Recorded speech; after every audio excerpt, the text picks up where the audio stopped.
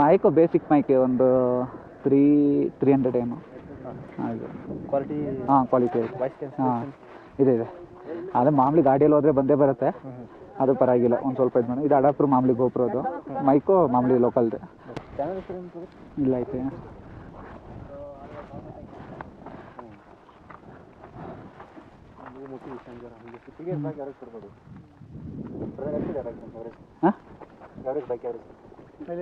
Mileage 42 ಅಷ್ಟೇ. ಇಲ್ಲ ಅಷ್ಟೇ ಬರ್ತಾ ಇದೆ. ಹಾಂ 50 to 60 ಕಿಲೋಮೀಟರ್ಸು, 30 to 45 ಮಿನಿಟ್ಸು. ನಾವು ಇಲ್ಲಿ 50 ಕಿಲೋಮೀಟರ್ ರೆಸ್ಟ್ ಕೊಡ್ತೀವಿ. ಹಾಂ ಹೈವೇನಲ್ಲಿ ಏನಾದರೂ 80, 85, 90. ಹೌದಾ? 40, 50 ಲಾಸ್ಟ್. ಇಲ್ಲಿಗೆ 30. ಹಾಂ ಫುಲ್ ಗರಮ್ ಆಗತ್ತೆ. ಹಾಂ ಕೆಪಾಸಿಟಿ ಎಷ್ಟು ಅದು ಓಡ್ತದೆ ಅಷ್ಟು. ಅದು ಇಂಜಿನ್ ಹೀಟ್ ಆಗುತ್ತೆ, ಅರ್ಧ ಗಂಟೆ ನಿಲ್ಸಿದ್ರೂ ಕೂಲ್ ಆಗಲ್ಲ. ಬೇಗ ಜಾಯ್ನ್ ಆಗಿದೆ ಅದು, ಕಂಫರ್ಟಬಲ್ ಆಗುತ್ತೆ ವರ್ಕಲಕ್ಕೆ ಅಷ್ಟೇ. ಹಾಂ ಹಾಂ ಹಾಂ ಇದು ನೀವು ಮಾಡಿದ್ರೆ ಇನ್ನೊಬ್ರು ಕೂರಕ್ಕಾಗಲ್ಲ. ಸ್ವಲ್ಪ ಅದು ಆಲ್ಟ್ರೇಷನ್ ಮಾಡ್ಬೋದು ಈ ಥರ ಹಿಂದ್ಗಡೆ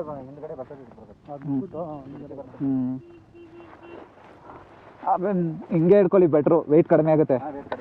ಗಾಡಿಗಳು ಹತ್ತುತ್ತೆ. ನಿಮ್ದಲ್ಲಿ Vijayapura to Ladakh Karnataka Subrahmanya touring service travels ಐತೆ ನಿಮ್ಮದು? ಹಾಂ ಕಾರ್ ಇದೆ. ಇಲ್ಲ ಅದೇ ಮನಾಲಿ ರೂಟಲ್ಲಿ ಎಲ್ಲಾದ್ರೂ ರೂಮ್ ಹುಡ್ಕೊಂಡು ಹೋಗ್ತೀವಿ, ಅಲ್ಲಿ ಎಲ್ಲಿ ಕಡಿಮೆಗೆ ಎಲ್ಲಿ ಸಿಗುತ್ತೋ ಅಲ್ಲಿ ಹಾಲ್ಟ್ ಆಗ್ಬಿಡ್ತೀವಿ. ಯಾವ ಕಡೆಯಲ್ಲಿ? ಹಾಂ ಹೌದು, ರೋಡ್ ಸರಿ ಇಲ್ಲ. ನಮ್ಗೆ ಇವಾಗ ಅಲ್ಲಿಂದ ಬಂದಿದ್ದು ಚಿಂತೆ ಇಲ್ಲ, ಇವಾಗ ಇಲ್ಲಿಂದ ಮನಾಲಿವರೆಗೆ ಹೆಂಗೆ ಹೋಗೋದಂತ ಚಿಂತೆ ಆಗಿದೆ. ಹಾಂ ರೋಡ್ ಸರಿ ಇಲ್ಲ, ಎಲ್ಲ ಹಿಂಗೆ ಇರೋದು ಕಾಡು, ಡೆಸರ್ಟ್ ಟೈಪು. ಚಳಿ ಇನ್ನ ನೈಟ್ ಹೊತ್ತು. ಹಾಂ ಬೆಳಗ್ಗೆನೇ ಬಿಡೋದು, ನೈಟ್ ನಾವು ಟ್ರಾವೆಲ್ ಮಾಡಲ್ಲ. ಹಾಂ ಸ್ಟಾಪು 7 ಗಂಟೆ 6 ಗಂಟೆ 7 ಗಂಟೆ ಲಾಸ್ಟು. ಹಾಂ 8:15 ಆಗುತ್ತೆ.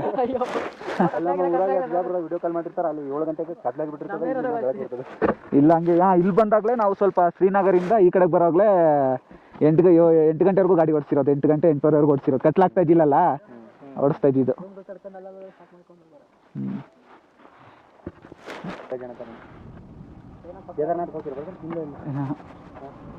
ಎಲ್ಲೂ ಇಲ್ಲ, ಅಷ್ಟೇ ಮನಾಲಿ ಮುಗಿಸ್ಕೊಂಡು ಸೀದಾ ಬೆಂಗಳೂರು.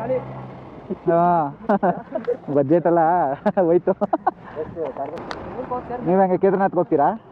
ನಮ್ಮ ದಿನ ಈ ಕಡೆ ಭಾಳ ಅದ ರೀ. ಯಾವ ಕಡೆಗೆ ಹೋಗ್ತೀರಾ? ಈ ಕಡೆ ಎಲ್ಲ ಹೇಳ್ಕೊಂಡು ಮನಾಲಿ, ಕೇದಾರ್ನಾಥ್, ಬದ್ರಿನಾಥ್, ಅಮರ್ನಾಥ್, ಕೇದಾರ್ನಾಥ್, ಓ ಆ ಕಡೆ ವಾರಣಾಸಿಗೆ ಹೋಗ್ತೀವಿ. ನಂದು ಫಸ್ಟ್ ಇತ್ತು ವಾರಣಾಸಿಗೆ ಹೋಗೋಣ ಅನ್ಕೊಂಡೆ, ಮನಾಲಿಂದ ಹಿಂಗೆ ಆಗ್ರಾಗ ಹೋಗಿ ವಾರಣಾಸಿ, ಆಮೇಲೆ ಚೇಂಜ್ ಆಯ್ತಲ್ಲ. ಅದೇ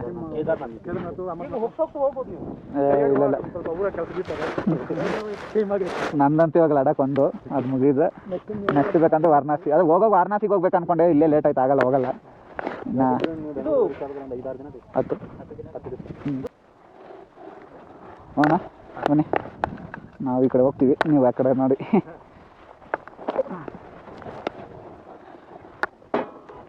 ಅದ ಸಿಗೋಣ, ಹ್ಞೂ ನೋಡಿ ಸಿಗ್ತಿದೆ. ಹಾಂ 15 ಡೇಸಾ? ಪರವಾಗಿಲ್ಲ, ನಾವು ಇನ್ನೂ 10 ಡೇಸಲ್ಲಿ ರೀಚ್ ಆಗ್ತೀವಿ ಮನೆಗೆ. ಅಲ್ಲೂ ಫಸ್ಟು ಹೊಡ್ಬೇಕಂದ್ರೆ ಆನ್ ದಿ ಸ್ಪಾಟ್ ಇದೇನು 50 ಕಿಲೋಮೀಟ್ರ್, ಇದು ನೋಡ್ಬಿಟ್ಟು ಹೋಗ್ಬಿಡೋಣ ಅಂತ ಅನಿಸ್ತು. ಬಂದಾಗ ಆಮೇಲೆ ಗೊತ್ತಾಯ್ತು ಎಲ್ಲೂ ಹೋಗೋಕ್ಕಾಗಲ್ಲ, ಫಸ್ಟ್ ಹೋಗೋ ಜಾಗಕ್ಕೆ ಹೋದರೆ ಸಾಕು ಅಂತ ಅನಿಸ್ಬಿಡ್ತು. ಅದಕ್ಕೆ ನೆಕ್ಸ್ಟ್ ಟೈಮು ಅದಕ್ಕೆ ಸಪ್ರೇಟು ಇದು ಸಪ್ರೇಟ್ ಮಾಡ್ಕೊಳ್ಳೋಣ ಅನಿಸ್ಬಿಡ್ತು ನನಗೆ, ಅಲ್ಲೇ ಶ್ರೀನಗರ್ ಬಂದಾಗಲೇ. ಓಕೆ ಬರೋಣ, ಬೈ.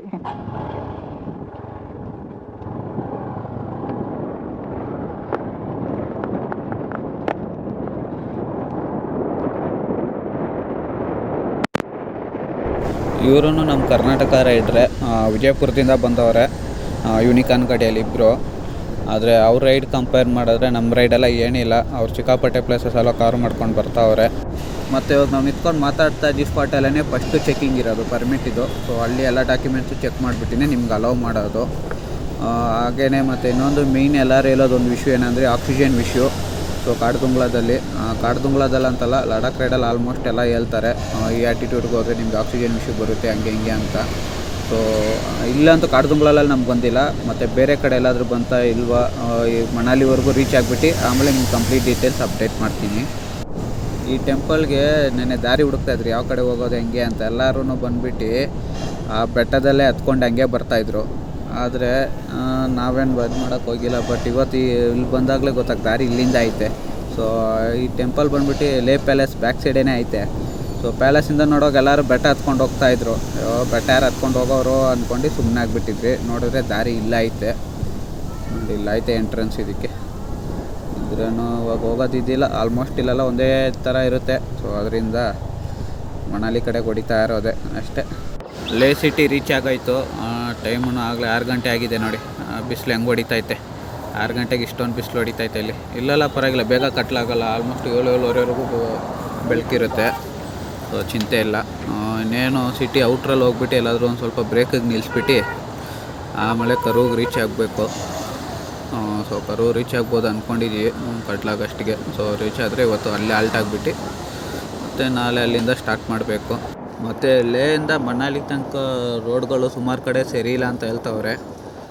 ಆದರೆ ಇನ್ನೊಂದೇನೆಂದರೆ ಇದರಲ್ಲಿ ನಮಗೊಂದು ಅಡ್ವಾಂಟೇಜ್ ಏನಂದರೆ, ಇವಾಗ ಲೇಯಿಂದ ಮನಾಲಿಗೆ ಹೋಗೋದು ಬಂದುಬಿಟ್ಟು ಬರೀ ಡೌನ್ಗಳು ಜಾಸ್ತಿ ಸಿಗುತ್ತೆ ನಮಗೆ, ಅಪ್ಗಳು ಕಡಿಮೆ.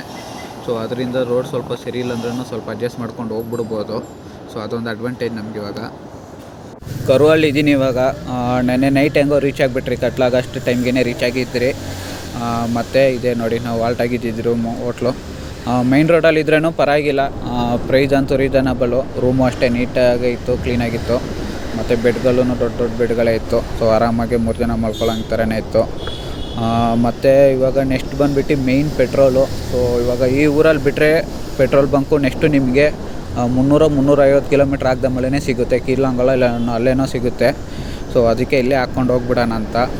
ಸೊ ನಮ್ಮ ಗಾಡಿಗೆ ಹೆಂಗೋ ಪೆಟ್ರೋಲ್ ಏನು ಸಮಸ್ಯೆ ಇಲ್ಲ, ಯಾಕಂದರೆ ಆರಾಮಾಗಿ 7 ಲೀಟ್ರ್ ಹಾಕಿದ್ರೆ ನನ್ನ ಗಾಡಿಗೆ 350 ಕಿಲೋಮೀಟ್ರ್ ಓಡುತ್ತೆ. ಸೊ ಇದ್ರೇನೋ ಒಂದು ಅರ್ಧ ಟ್ಯಾಂಕ್ ಐತೆ. ಸೊ ಇನ್ನೊಂದು ಸ್ವಲ್ಪ ಹೆಂಗೋ ಒಂದು 3-4 ಲೀಟ್ರ್ ಬೇಕಾಗುತ್ತೆ. ಸೊ ಹಾಕ್ಕೊಂಬಿಟ್ಟು ಹಂಗೆ ಸ್ವಲ್ಪ ಕ್ಯಾನಲ್ಲಿ ಒಂದು 2-3 ಲೀಟ್ರ್ ಸೇಫ್ಟಿಗೆ ಇಟ್ಕೊಂಬಿಡೋಣ ಅಂತ. ಮತ್ತು ಈ ಪೆಟ್ರೋಲ್ ಬಂಕ್ ಬಂದುಬಿಟ್ಟು ನಿಮಗೆ ಲೇಯಿಂದ ಮನಾಲಿಗೆ ಹೋಗ್ಬೇಕಾದ್ರೆ ಕರೂ ಸಿಟಿ ಸ್ಟಾರ್ಟಿಂಗಲ್ಲೇ ನಿಮಗೆ ಸಿಗುತ್ತೆ ಈ ಬಂಕು. ಸೊ ನಾವು ನೆನ್ನೆ ನೈಟ್ ಆಗಿತ್ತಲ್ಲ, ಹಾಕ್ಕೊಳಕ್ಕೆ ಹೋಗಿಲ್ಲ. ಸೊ ಹೋಗ್ಬಿಟ್ಟು ರೂಮ್ ಗೀಮ್ ಮಾಡ್ಕೊಂಡು ಮತ್ತು ಇವಾಗ ಬಂದು ಹಾಕ್ಸ್ಕೊಂಡು ಮತ್ತು ಇವಾಗ ರಿಟರ್ನ್ ಹೊಡಿತೀವಿ ಮನಾಲಿ ಕಡೆಗೆ.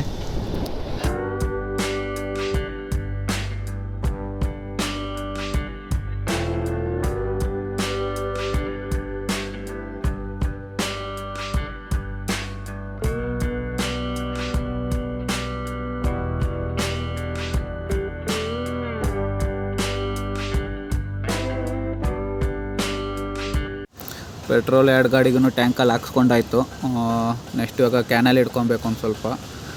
ಏನಂದರೆ ಇವಾಗ ಅವ್ರ ಗಾಡಿನೂ ಸಖತ್ ಮೈಲೇಜ್ ಗಾಡಿ. ನನ್ನ ಗಾಡಿಗಿಂತ ಅವ್ರ ಗಾಡಿ ಮೈಲೇಜು ಕೊಡುತ್ತೆ. ಸೊ ಅದರಿಂದ ಅವ್ರಿಗೇನು ಬೇಕಾಗಿರಲ್ಲ ಪೆಟ್ರೋಲು. ಸೊ ನನ್ನ ಗಾಡಿನೂ ನೆಕ್ಸ್ಟ್ ಬಂಕ್ವರೆಗೂ ರೀಚ್ ಆಗ್ಬೋದು. ಆದರೆ ಇಲ್ಲಿ ಘಾಟ್ ಸೆಷನ್ನಲ್ಲಿ ಹೆಂಗೆ ಏನಂತ ಹೇಳೋಕ್ಕಾಗಲ್ಲ. ಸೊ ಅದಕ್ಕೇ ಏನು ಮಾಡಿದ್ವಿ, ಪ್ಲ್ಯಾನ್ ಮಾಡಿದ್ವಿ ಅಂದರೆ ಇಬ್ಬರು ಗಾಡಿಗೂ ಸೇರಿಸಿ ಸೇಫ್ಟಿಗೆ ಒಂದು 4 ಲೀಟ್ರ್ ಹಂಗೆ ಪೆಟ್ರೋಲ್ ಇಟ್ಕೊಳ್ಳೋಣ ಅಂತ ಕ್ಯಾನಲ್ಲಿ. ಇವಾಗ ಅಕಸ್ಮಾತ್ ಯಾರ ಗಾಡಿಗಾದರೂ ಖಾಲಿ ಆದರೆ ಯಾರಿಗಾದ್ರೂ ಯೂಸ್ ಮಾಡ್ಕೊಳ್ಳೋಣ ಅಂತ. ಸೊ 2 ಗಾಡಿಗೂ ಸೇರಿ ಬರೀ ಒಂದು ಕ್ಯಾನಲ್ಲಿ ಒಂದು 4 ಲೀಟ್ರ್ ತೊಗೊತಾ ಇದ್ದೀವಿ. ಅದು ಸೇಫ್ಟಿ ಪರ್ಪಸ್ಗೆ ಅಷ್ಟೇ. ಆದರೆ ಈ ಕ್ಯಾನ್ ಅಂತೂ ಎಲ್ಲೂ ಲೇ ಲಡಾಖ್ ರೈಡಲ್ಲಂತೂ ನಮಗೆಲ್ಲೂ ಪೆಟ್ರೋಲ್ಗಂತೂ ಬೇಕಾಗೇ ಇಲ್ಲ. ಎಲ್ಲ ಬರೀ ನೀರಿಗೆ ಯೂಸ್ ಮಾಡ್ತಾಯಿದ್ದಿದ್ರಿ. ಇವಾಗಲೇ ಫಸ್ಟ್ ಟೈಮ್ ಪೆಟ್ರೋಲ್ಗೆ ಯೂಸ್ ಆಗ್ತಾಯಿದೆ ಕ್ಯಾನ್ ಅಂತೂ. ಮತ್ತು ಪೆಟ್ರೋಲ್ಗಳು ಅಲ್ಲಲ್ಲಿ ಅಂಗಡಿಗಳಲ್ಲಿ ಮಾರ್ತಾಯಿರ್ತಾರೆ ಬಾಟ್ಲಲ್ಲಿ. ಎಮರ್ಜೆನ್ಸಿಗೆ ಬೇಕಂದರೆ ತೊಗೊಬೋದು. ಆದರೆ ಪ್ಯೂರಾಗಿರುತ್ತಾ ಇಲ್ವ ಅಂತ ಗ್ಯಾರಂಟಿ ಇಲ್ಲ. ಯಾಕಂದರೆ ನಮ್ಮ ಬಂಕಲ್ಲಿ ಸಿಗೋದೇ ಗ್ಯಾರಂಟಿ ಇಲ್ಲ ಪ್ಯೂರಾಗಿರುತ್ತಾ ಇಲ್ವ ಅಂತ. ಅದಕ್ಕೇ ಹೆಂಗೋ ನಮ್ಮ ಹತ್ರ ಕ್ಯಾನು ಐತೆ, ಇನ್ಯಾಕೆ ಚಿಂತೆ. ಅದಕ್ಕೆ ಸುಮ್ಮನೆ ಕ್ಯಾನಲ್ಲೇ ಇಲ್ಲೇ ಒಂದು 3 ಲೀಟ್ರ್ ಇಟ್ಕೊಂಡಿದ್ದೀವಿ. ಅಕಸ್ಮಾತ್ ಯಾರ್ದಾದ್ರೂ ಪೆಟ್ರೋಲ್ ಖಾಲಿ ಆದರೆ ಹಾಕ್ಕೊಳ್ಳೋಣ ಅಂತ. ಪೆಟ್ರೋಲ್ ಹಾಕ್ಸ್ಕೊಂಡಾಯ್ತು. ಕ್ಯಾನ್ಗೂ ಒಂದು 3 ಲೀಟ್ರ್ ತುಂಬಿಸ್ಕೊಂಡಿದ್ದೀವಿ ಸೇಫ್ಟಿಗೆ.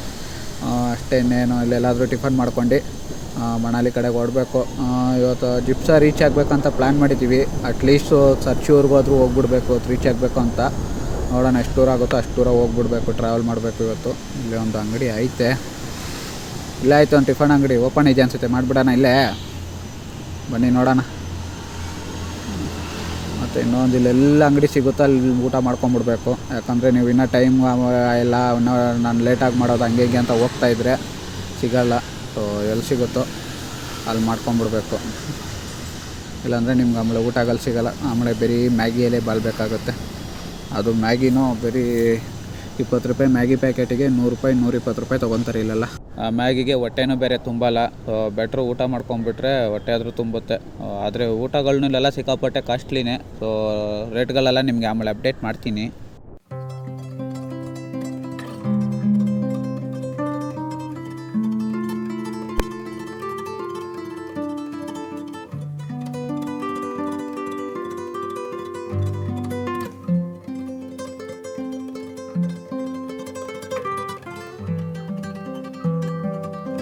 ನಾನು ಆಲ್ಮೋಸ್ಟ್ ಎಲ್ಲ ಕಡೆ ಬೆಳಗ್ಗೆ ಆಗಲಿ ನೈಟ್ ಆಗಲಿ ಆಲೂ ಪರೋಟನೇ ತೊಗೊಂಡ್ಬಿಡ್ತೀನಿ. ಯಾಕಂದರೆ ಅದೇ ಒಂಥರ ಬೆಸ್ಟು. ಬೇಕಂದರೆ ನೈಟಲ್ಲಿ ಕೂಡ ಅವಾಯ್ಡ್ ಮಾಡಿಬಿಡ್ತೀನಿ. ಆದರೆ ಬೆಳಗ್ಗೆ ಹೊತ್ತು ಅಂತೂ ಕಂಪಲ್ಸರಿ ಆಲೂ ಪರೋಟನೇ ತೊಗೊಂಡ್ಬಿಡ್ತೀನಿ. ನಮ್ಮ ಕಡೆ ಥರ ಎಲ್ಲ ಮಾಡಲ್ಲ ಪರೋಟ ಇವ್ರದ್ದು ಹೆಂಗಂದರೆ ಗೋಧಿ ಹಿಟ್ಟಲ್ಲಿ ಮಾಡ್ತಾರೆ. ಮತ್ತು ಒಳಗಡೆ ಆಲೂದು ಅದಿದು ಶಪಿಂಗ್ ಬೇರೆ ಮಾಡಿರ್ತಾರೆ. ಒಂಥರ ಚೆನ್ನಾಗಿರುತ್ತೆ ಡಿಫ್ರೆಂಟಾಗಿ. ಸೊ ಆರಾಮಾಗಿ 1-2 ಆಲೂ ಪರೋಟ ತೊಗೊಂಡ್ಬಿಟ್ರೆ ಹೊಟ್ಟೆ ತುಂಬ ಹೋಗ್ಬಿಡುತ್ತೆ. ರೇಟ್ ಬಂದುಬಿಟ್ಟು ನಿಮ್ಗೆ ಒಂದೊಂದು ಕಡೆ ಒಂದೊಂದು ಥರ ಇರುತ್ತೆ. ಕಮ್ಮಿ ಅಂದ್ರೂ ನಿಮಗೆ 70 ರೂಪಾಯಿ ಇರುತ್ತೆ ಒಂದು ಆಲೂ ಪರೋಟ. ಒಂದೊಂದು ಕಡೆ 80, 100, 150 ರೂಪಾಯಿ ಎಲ್ಲನೂ ಐತೆ. ನಾರ್ಮಲ್ ಆಲೂ ಪರೋಟನೇ ಹೇಳ್ತಾರದು. ನನಗೆ ನಾರ್ಮಲಾಗಿ 1-2 ಆಲೂ ಪರೋಟ ತೊಗೊಂಡ್ರೆ ಸಾಕು, ಹೊಟ್ಟೆ ತುಂಬ ಹೋಗ್ಬಿಡುತ್ತೆ. ಸೊ ಅದರಿಂದ ನಾನಂತೂ 1-2 ಆಲೂ ಪರೋಟ ತೊಗೊಂಡ್ಬಿಡ್ತೀನಿ.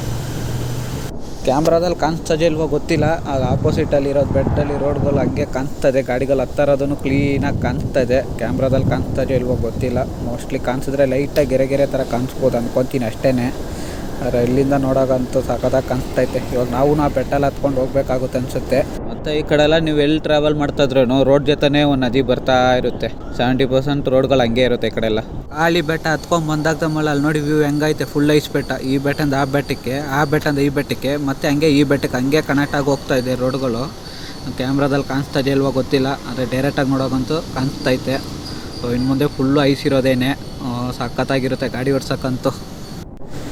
ಆವಾಗಲೇ ದೂರದಿಂದ ನೋಡಿದ್ರಲ್ಲ ಅದೇ ಐಸ್ ಬೆಟ್ಟಕ್ಕೆ ರೀಚ್ ಆಗೋಯ್ತು. ಇವಾಗ ನೋಡಿ ಹೆಂಗೆ ಐಸ್ ಐತೆ ಫುಲ್ಲು ಲೆಫ್ಟ್ ಸೈಡಲ್ಲಿ ಹೈಟಾಗಿ. ಆದರೆ ಇಲ್ಲಿ ಐಸ್ ಇರೋದು ಕಡೆ ಐಸ್ ನೋಡೋಕೆ ಒಂಥರ ಖುಷಿ ಆಗುತ್ತೆ ಓಡ್ಸೋಕ್ಕೆ. ಆದರೆ ಅಲ್ಲಿ ರೋಡ್ಗಳು ಚೆನ್ನಾಗಿರಲ್ಲ. ರೋಡ್ಗಳಂತೂ ರೋಡೇ ಇರೋಲ್ಲ ಅಲ್ಲಿ ಓಡ್ಸೋಕ್ಕೆ. ನೋಡಿ ಎಲ್ಲ ಫುಲ್ಲು ಈ ಥರ ನೀರು ಹೋಗ್ತಾ ಇರುತ್ತಲ್ಲ ಎನಿ ಟೈಮ್ ಐಸ್ ಕರಿಗೆ ರೋಡೇ ಹೋಗ್ಬಿಟ್ಟಿರುತ್ತೆ. ಒಂದು ಕಡೆ ಫಸ್ಟೇ ನಮ್ಮ ಗಾಡಿಗಳು ಬೇರೆ ಎಳಿತಾರಲ್ಲ. ಇದರಲ್ಲಿ ಈ ಥರ ಇದರಲ್ಲಿ ಬೇರೆ ಇನ್ನೂ ಗಾಡಿನೇ ಮೂವ್ ಆಗೋಲ್ಲ. ಸ್ವಲ್ಪ ಕಷ್ಟ ಆಗುತ್ತೆ ಅಲ್ಲೆಲ್ಲ ಓಡ್ಸೋಕ್ಕೆ. ಒಂಥರ ಆಫ್ ರೋಡ್ ಥರನೇ. ಮತ್ತು ಜಾಸ್ತಿ ಸ್ಕಿಡ್ ಆಗೋದ್ರಿಂದ ದಬಾಕೊಂಡ್ರೆ ಹಾಕ್ಕೊತೀವಿ. ಸಪೋಸ್ ಏನಾದರೂ ಸ್ಕಿಡ್ಡಾಗಿ ಬೀಳೋ ಟೈಮ್ದಲ್ಲಿ ನಾವೇನಾದರೂ ಇದು ಐಸ್ ಇರೋದು ಕಡೆ ಹೋಗ್ತಾ ಇದ್ದಾಗ ಸ್ಕಿಡ್ಡಾಗಿ ಬಿದ್ದರೆ ಪರವಾಗಿಲ್ಲ. ಬಿದ್ದರೆ ಒಂದು ಐಸಲ್ಲಿ ಬೀಳ್ತೀವಿ, ಇಲ್ಲ ರೋಡ್ ಮೇಲೆ ಬೀಳ್ತೀವಿ. ಆದರೆ ರೈಟ್ ಸೈಡ ನೋಡಿ ಆ ಕಡೆ ಹೋಗುವಾಗ ಏನಾದರೂ ಸ್ಕಿಡ್ಡಾಗಿ ಬಿದ್ದರೆ ಒಂದು ರೋಡಲ್ಲಿ ಬೀಳ್ತೀವಿ, ಇಲ್ಲ ಅಲ್ಲಕ್ಕೆ ಹೋಗಿ ಬಿದ್ದು ಹೋಗ್ತೀವಿ. ಅಲ್ಲಕ್ಕೆ ಹೋಗಿ ಬಿದ್ದರೆ ನಾವು ಇರೋಲ್ಲ, ಗಾಡಿನೂ ಇರೋಲ್ಲ, ಮತ್ತು ನಮ್ಮನ್ನ ಎತ್ತಾಕೊಂಡು ಹೋಗೋಕ್ಕೂ ಯಾರೂ ಬರೋಲ್ಲ ಈ ಕಡೆ ಎಲ್ಲ. ನೋಡಿ ನಮ್ಮ ಪಾರ್ಟ್ನರ್ ಇಳ್ಕೊಂಡು ನಡ್ಕೊಂಡು ಹೋಗ್ತವ್ರೆ. ಏನು ಮಾಡೋಕ್ಕಾಗಲ್ಲ. ಒಂದು ಕಡೆ ಗಾಡಿ ಸ್ಕಿಡ್ ಆಗ್ತಾಯಿದೆ, ಇನ್ನೊಂದು ಕಡೆ ಗಾಡಿ ಎಳಿತಾ ಇಲ್ಲ. ಇನ್ನೇನು ಮಾಡೋಕ್ಕಾಗತ್ತೆ ಇಲ್ಲಿ. ಅದಕ್ಕೆ ನಡ್ಕೊಂಡು ಬರ್ತಾವ್ರು ಇವರು. ಅವ್ನು ನೋಡಿದ್ರ ಐಸಲ್ಲಿ ಆಟ ಆಡ್ಕೊಂಡು ಎಂಜಾಯ್ ಮಾಡ್ತಾವನೆ. ಓಕೆ, ಅವು ಮುಂದೆ ರೋಡ್ ಚೆನ್ನಾಗಿದೆ. ಸೊ ಅಲ್ಲಿ ಗಾಡಿ ಹಾಕ್ಬಿಟ್ಟು ನಾವು ಹೋಗೋದು ಸ್ವಲ್ಪ ಹೊತ್ತಲ್ಲಿ ಐಸಲ್ಲಿ ಆಟ ಆಡೋಣ. ಆದರೆ ಇಲ್ಲಿ ಐಸಲ್ಲಿ ಆಟ ಆಡೋಕ್ಕೂ ಮನ್ಸು ಬರೋಲ್ಲ. ಯಾಕಂದರೆ ಆಲ್ರೆಡಿ ಚಳಿ ಆಗ್ತಾ ಇರುತ್ತೆ, ಫುಲ್ ಕೋಲ್ಡು. ಅದರಲ್ಲಿ ಹೋಗಿ ಇನ್ನೂ ಐಸ್ ಮುಟ್ಟಿದ್ರೆ ಇನ್ನೂ ಫುಲ್ ಕೋಲ್ಡಾಗಿ ಹೋಗ್ಬಿಡುತ್ತೆ. ಅದಕ್ಕೇ ಜಾಸ್ತಿ ಐಸಲ್ಲಿ ಆಟ ಆಡೋಕ್ಕಂತೂ ಹೋಗಲ್ಲಪ್ಪ ನಾನಂತೂ. ನೋಡಿ ಇಷ್ಟೊತ್ತು ಐಸಲ್ಲಿ ಓಡಿಸ್ಕೊಂಬರ್ತಾಯಿದ್ರಿ ಗಾಡಿ. ಇವಾಗ ನೋಡಿ ಪ್ಲೇನ್ ಜಾಗ, ಡೆಸರ್ಟ್ ಥರ ಐತಲ್ಲ, ಏನು ಕಣ್ಣು ಕಾಣೋಷ್ಟು ದೂರ ಏನೂ ಇಲ್ಲ. ಇವಾಗ ಈ ಥರ ಜಾಗದಲ್ಲಿ ಓಡಿಸ್ತಾ ಇದ್ದೀವಿ. ಇನ್ನೊಂದು ಏನಪ್ಪ ಅಂದರೆ ಇಲ್ಲಿ ಲಡಾಖಲ್ಲಿ ಎಲ್ಲ ಕಡೆಯೂ ಐಸ್ ಇರೋಲ್ಲ ನಿಮಗೆ. ಕೆಲವು ಕಡೆ ಇರುತ್ತೆ, ಕೆಲವು ಕಡೆ ಈ ಥರ ಪ್ಲೇನಾಗೂ ಇರುತ್ತೆ. ಸೊ ಪ್ರತಿಯೊಂದು 30-40 ಕಿಲೋಮೀಟ್ರಿಗೆ ಒಂದೊಂದು ಥರ ಲೊಕೇಶನ್ಗಳು ಚೇಂಜ್ ಆಗ್ತಾ ಇರುತ್ತೆ. ಮತ್ತು ಕೆಲವು ಕಡೆ ಬಂದುಬಿಟ್ಟು ನಿಮಗೆ ರೋಡ್ ಈ ಥರ ಲೆವೆಲಾಗಿರೋ ರೋಡ್ಗಳು ಸಿಗುತ್ತೆ. ಸೊ ಇಲ್ಲೆಲ್ಲ ಗಾಡಿಗಳಿಗೇನು ಇಶ್ಯೂ ಇರೋಲ್ಲ. ಇಲ್ಲೆಲ್ಲ ಬಂದುಬಿಟ್ಟು ಗಾಡಿ ಆರಾಮಾಗಿ 70-80ರಲ್ಲಿ ಹೋಗುತ್ತೆ. ಸೊ ಇಲ್ಲೆಲ್ಲ ನೀವು ಸ್ಪೀಡ್ ಮೇಂಟೈನ್ ಮಾಡ್ಕೊಬೋದು. ಕೈ ಚರ್ಮೆಲ್ಲ ನೋಡಿ ಹೆಂಗೆ ವಯಸ್ಸಾಗಿರೋ ಥರ ಎಲ್ಲ ಎಲ್ಕೊಂಬಿಟ್ಟೈತೆ. ಅದು ಇಲ್ಲಿರೋ ಕ್ಲೈಮೇಟಿಗೆ ಹಂಗೆ ಚರ್ಮೆಲ್ಲ ಇದಾಗ್ಬಿಡುತ್ತೆ ನಿಮಗೆ.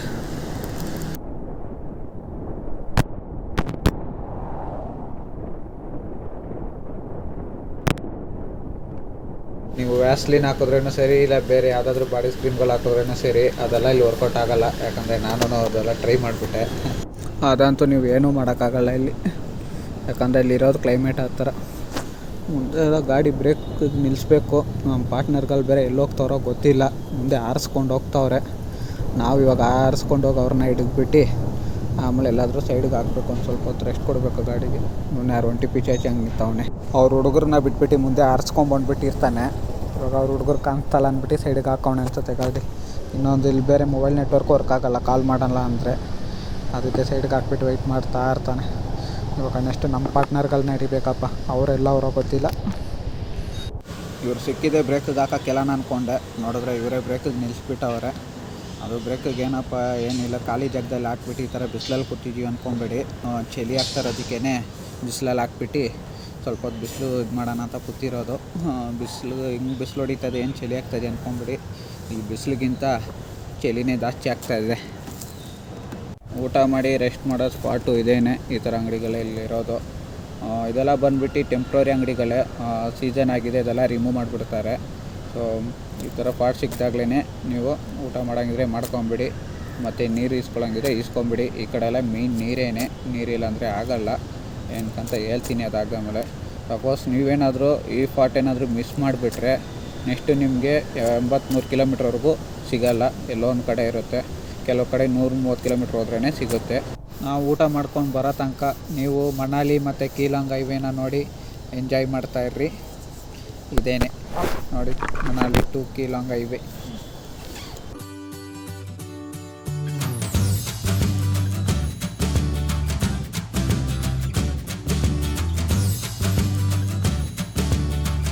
ಎಷ್ಟು ದಿವಸ ಲಡಾಖ್ ರೈಡ್ ಹೆಂಗೋ ಸ್ಮೂತಾಗಿ ಹೋಗ್ತಾಯಿತ್ತು, ಇವತ್ತು ಕೊನೆಯದಾಗೆ ನಮ್ಮ ಪಾರ್ಟ್ನರ್ ಗಾಡಿ ಕೈ ಕೊಟ್ಬಿಡ್ತು. ರನ್ನಿಂಗಲ್ಲಿ ಆಫ್ ಆಗೋಗ್ಬಿಡ್ತು, ಮತ್ತು ಸ್ಟಾರ್ಟ್ ಆಗ್ತಾಯಿದ್ದಿಲ್ಲ. ನಾವು ಚೆಕ್ ಮಾಡಿ ನೋಡಿದ್ರಿ, ಚೆಕ್ ಮಾಡಿದಾಗ ನೋಡಿದ್ರೆ ಆಯಿಲೆಲ್ಲ ರಿವರ್ಸ್ ಹೊಡ್ಬಿಟ್ಟೈತೆ, ಏರ್ ಫಿಲ್ಟ್ರು ಪಾರ್ಕ್ ಪ್ಲಗ್ ಹತ್ರ ಎಲ್ಲ. ಸೊ ಎಲ್ಲ ಒಂದು ಸತಿ ಕ್ಲೀನ್ ಮಾಡಿಬಿಟ್ಟು ಹಾಕಿ ನೋಡಿದ್ರಿ, ಆವಾಗ್ಲೂ ಸ್ಟಾರ್ಟ್ ಆಗ್ತಾಯಿದ್ದಿಲ್ಲ. ಅಷ್ಟವರೆಗೆ ಪಿಕಪ್ ಅವ್ರು ಬಂದರು. ಸೊ ಅವರು ಒಂದು ಸತಿ ಚೆಕ್ ಮಾಡಿದ್ರು, ಆಗಿಲ್ಲ. ಸೊ ಅವ್ರ ಹತ್ರನೇ ಕೇಳಿದ್ರಿ. ನೆಕ್ಸ್ಟ್ ಒಂದು ಊರೈತೆ ಪಾಂಗಾಂಗ್ ಅಂತ, ಒಂದು 50-60 ಕಿಲೋಮೀಟ್ರ್ ಏನೈತೆ. ಸೊ ಅಲ್ಲಿಗೆ ಡ್ರಾಪ್ ಮಾಡೋಕ್ಕೆ ಒಂದು 2,000 ಏನೋ ಕೇಳಿದ್ರು, ಆಗೋಲ್ಲ ಅಂತ ಹೇಳ್ಬಿಟ್ಟು ಒಂದು 500 ರೂಪಾಯಿಗೆ ಮಾತಾಡ್ಬಿಟ್ಟು ಡ್ರಾಪ್ ಹಾಕ್ಸ್ಕೊತಾ ಇದ್ದೀವಿ. ಸೊ ಅಲ್ಲಿಗೆ ಹೋದ್ರೆ ಏನಂದರೆ ಸ್ವಲ್ಪ ಅಂಗಡಿಗಳಿರುತ್ತಲ್ಲ ಟೆಂಪ್ರರಿ, ಆ ಥರ ಅಂಗಡಿಗಳಿರುತ್ತೆ, ರೂಮ್ಗಳಿರುತ್ತೆ. ಸೊ ಅಲ್ಲಿ ಹೋಗ್ಬಿಟ್ಟು ಅಲ್ಲಿ ಇದ್ಬಿಟ್ರೆ ಇವಾಗ ಹೆಂಗೋ ಸಂಜೆ ಹೊತ್ತು ಇಲ್ಲೆಲ್ಲ ಇರೋಕ್ಕಾಗಲ್ಲ. ಸೊ ಅಲ್ಲಿ ರೀಚ್ ಆಗಿಬಿಟ್ರೆ ಸಾಕು, ಅಲ್ಲಿ ಆಲ್ಟ್ ಆಗಿಬಿಟ್ಟು ಯಾವುದಾದ್ರೂ ಒಬ್ರು ಮೆಕ್ಯಾನಿಕಲ್ ಅಲ್ಲಿರೋರ ಹತ್ರ ಕೇಳ್ಬಿಟ್ಟು ರೆಡಿ ಮಾಡಿಸ್ಕೊಂಡು ಎತ್ಕೊಂಡು ಹೋಗ್ಬೋದು ನಾಳೆ.